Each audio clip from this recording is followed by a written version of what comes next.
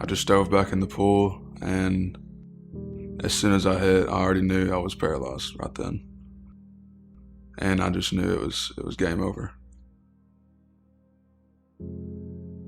It was like literally probably 50 people around him, but I could hear him moaning, and so it was really hard. I kept going back and forth, in and out, and Clint finally got there, and he came with Sydney and her mom and dad. They would not let Clint ride on the helicopter, and so he came with them, and anyway, they finally got there.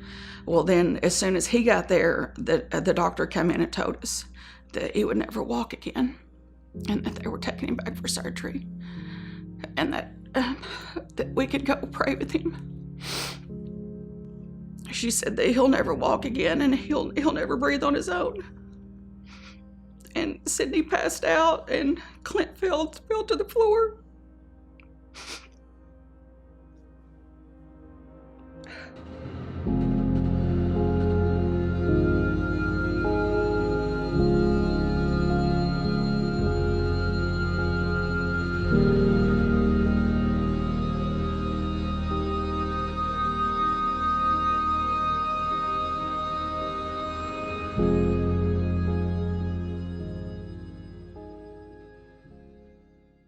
I heard that he had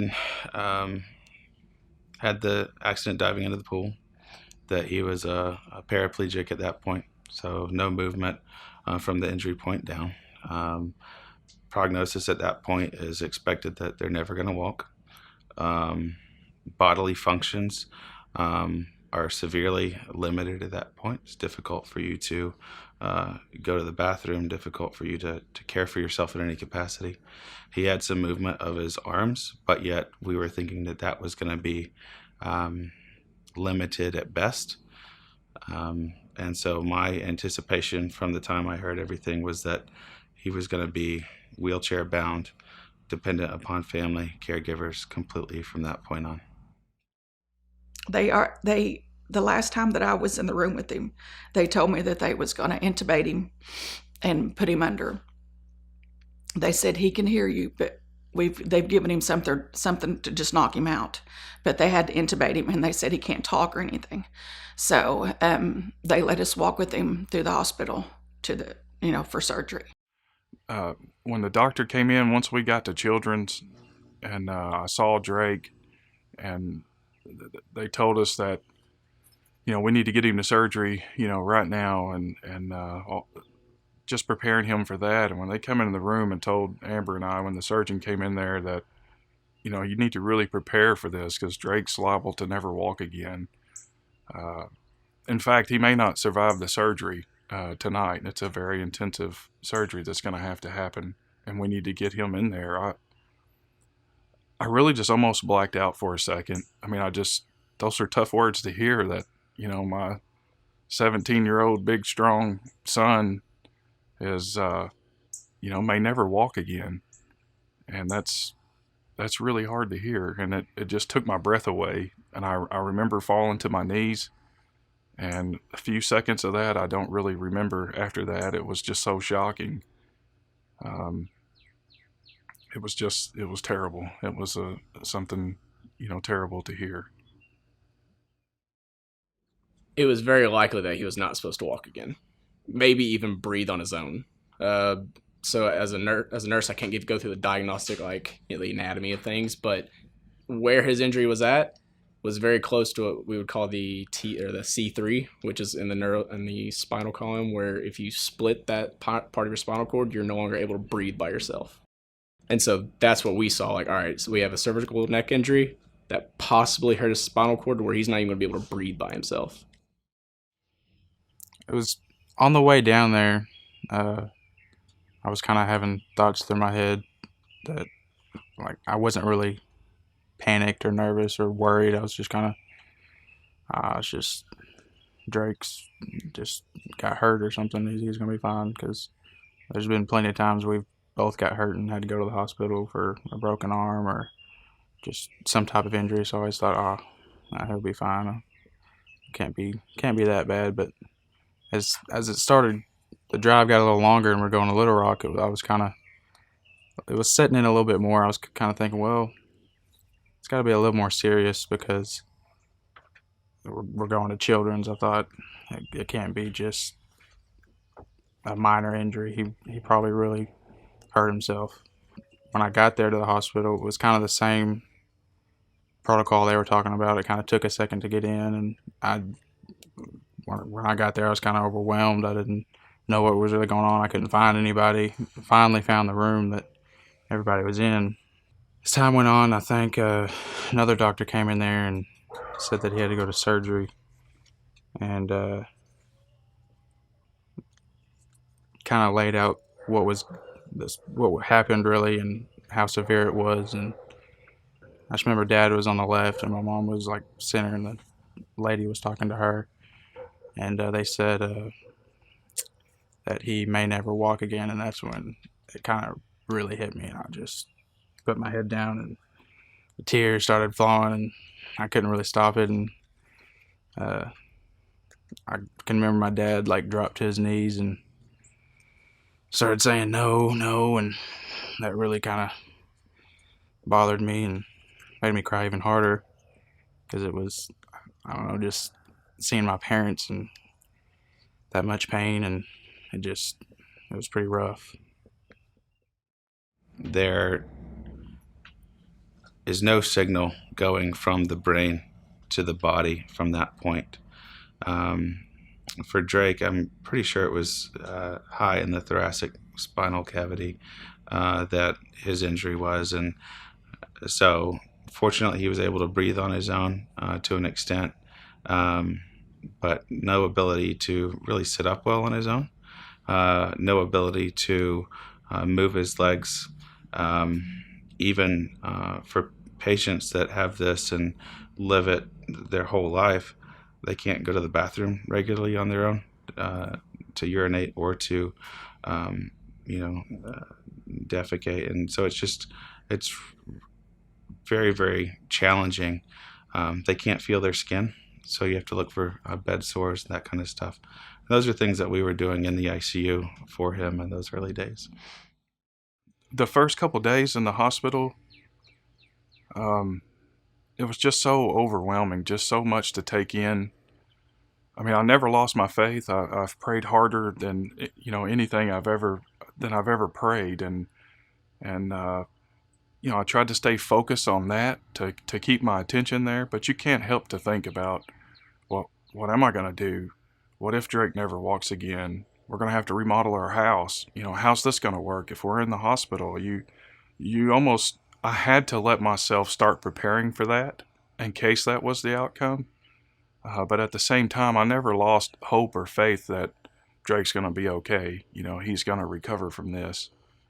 So I had to really take it both ways and prepare for either outcome and accept that. And I think once I was able to accept that, Drake may recover or he may not. Either way, it's still Drake. That's still my son. And I came to terms with that, and that allowed me emotionally to really focus on what we needed to do for Drake and not so caught up in the emotion of the moment.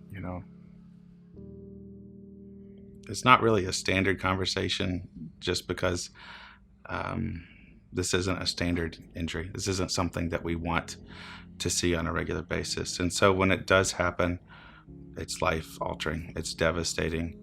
It can put patients into severe depression.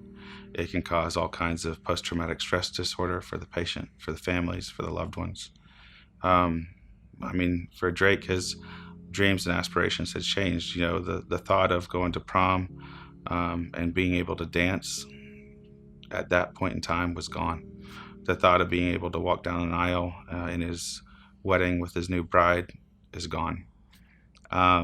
So with that understanding that all dreams and hopes are basically shattered, I just try to get a sense of where the patient is, where the family is, and understanding that, and try to meet them in that point, and then provide any potential hope that we can.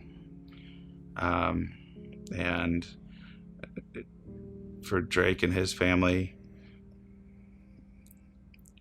they were realizing that this was a big deal. I don't know, a lot of people probably don't even realize that the first few days that we were in PICU, that his lungs was collapsing, and they were just trying to keep him alive. It was really rough the first few days. They had to bag him a lot and work on him and just work on him, and his heart stopped twice.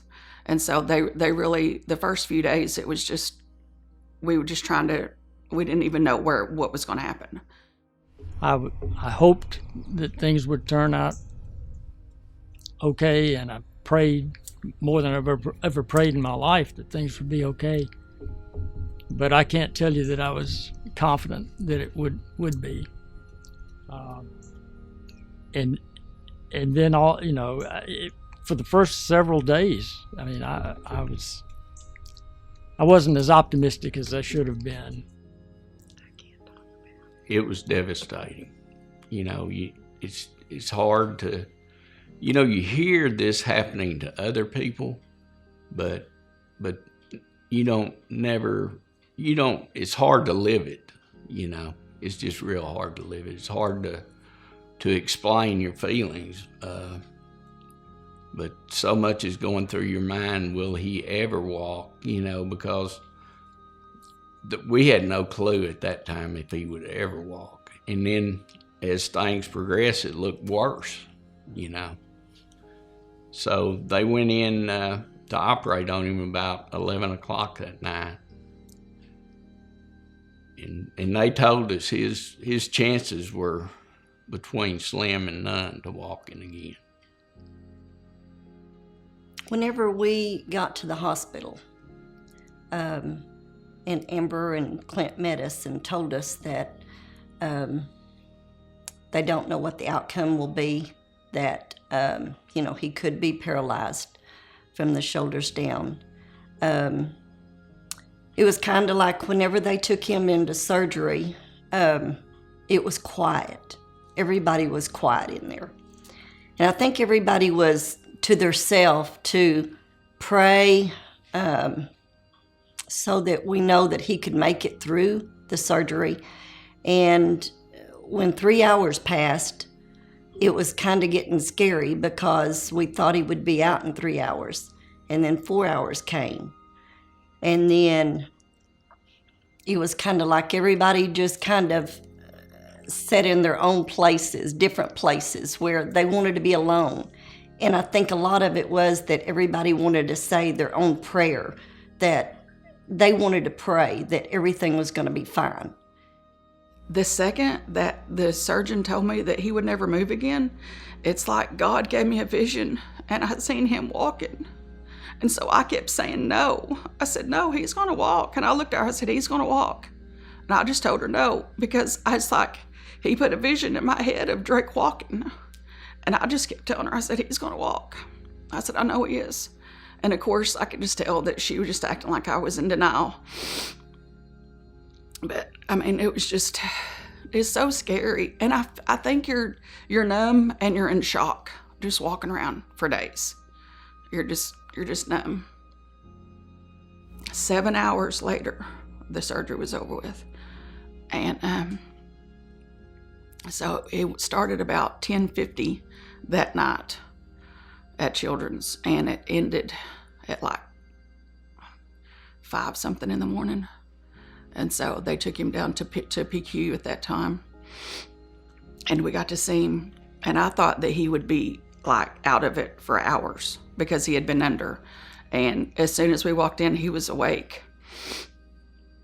And he was, asking what's going on. And he was like trying to like lift his shoulders up. It's like he was like almost like wanting to get up or something. And we were like, and so, but he was basically kind of panicking, because he had a tube in his throat and so many wires and everything. And so, anyway, they kept him really comfortable. The first thing that I noticed was Drake, despite having this life-changing event, was lying in bed with this huge grin on his face. looking at me and my team interacting, and he started doing this thing with his shoulders that we were calling a shimmy, and he would just sit in bed and do his shoulders back and forth, and that let me know that this was a guy that was not going to let this get him down, and that he was going to fight through it. And that honestly was the first sign that I knew he could if anybody was going to recover from something in a very good way, it would be Drake. I mean, we see that injury frequently with those neck injuries, but this patient was something special, that's for sure. But the whole time that Drake was in the hospital, he couldn't talk, and people would come in and he would take his eyes and he would look up and he was telling us that he wanted to pray. And it was just amazing. But there would just be so many instances that you would just see God everywhere around him. What really stands out to me from Drake in the very beginning of this is his willingness to pray, or his wanting to pray when people came in the room from day one. And that gave me a lot of comfort because I knew he was focusing on talking to God and praying through this, which allowed me to do the same thing. And so to see him have that reaction with so many people that came into his room to see him, almost every one, that would be the first thing he would say when he could barely lift his arm, wanting them to grab his hand and pray with me. Will you pray with me? And all that stuff made a difference. God heard every one of those prayers. I really believe that.